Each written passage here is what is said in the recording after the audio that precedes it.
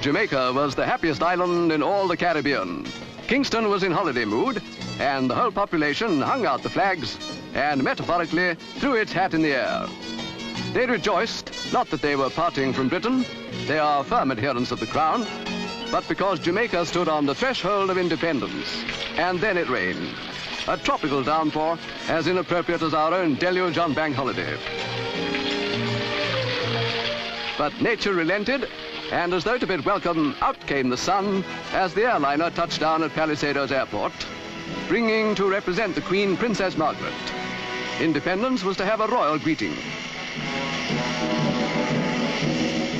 There to welcome the Princess and her husband was the Governor, Sir Kenneth Blackburn, and the veteran Prime Minister, Sir Alexander Bustamante.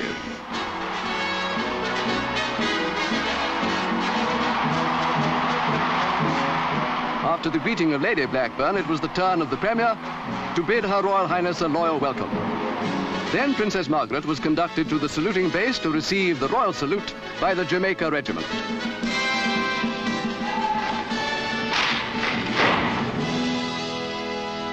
The 12-mile drive from the airport and through Kingston gave thousands the opportunity they had long awaited to express their own greeting in unmistakable manner.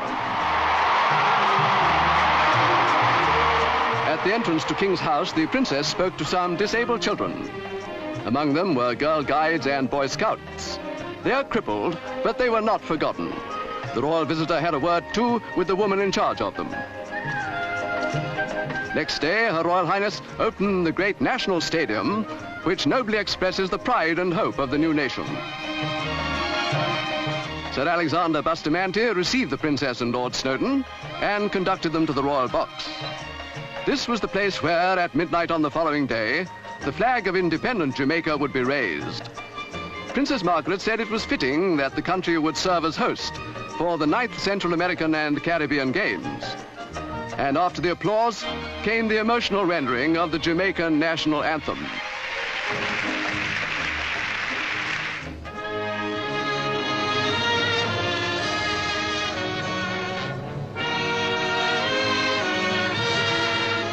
The stage was now taken by the young people. Jamaica's youth organizations had heard the Princess say that the country's future rested with their generation. They made it look as if that future would be in good hands.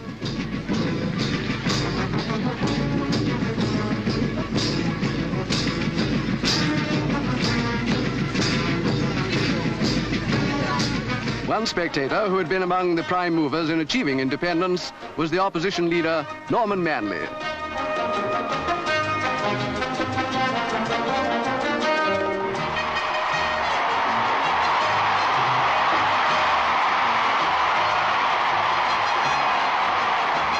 Two minutes to midnight, Sunday, August the 5th, the birth of Jamaican independence.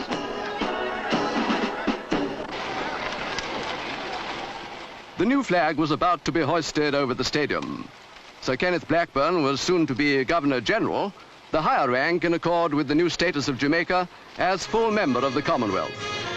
It is likely that before long he will be succeeded by a Jamaican, and who better than the 78-year-old Sir Alexander Bustamante.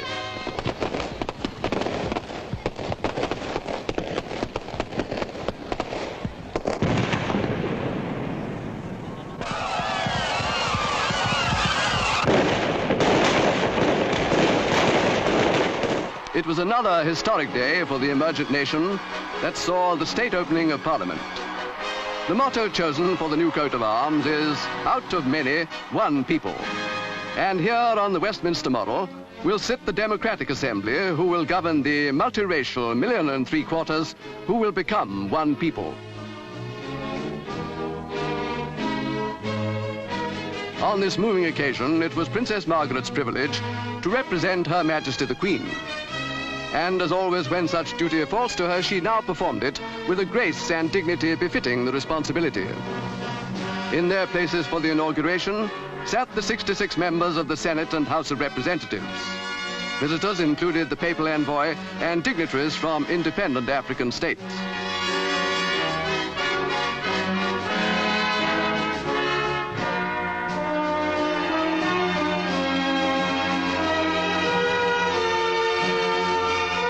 now fell to the Prime Minister to receive from the Queen's representative the constitutional instruments of Jamaican independence and to convey to the Princess the speech from the throne, in which the Queen congratulated all who had guided Jamaica to her new status and expressed hope in the nation's future progress and prosperity.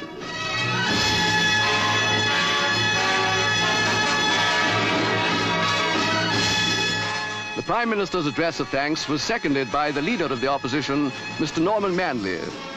The first session of Parliament of independent Jamaica was opened.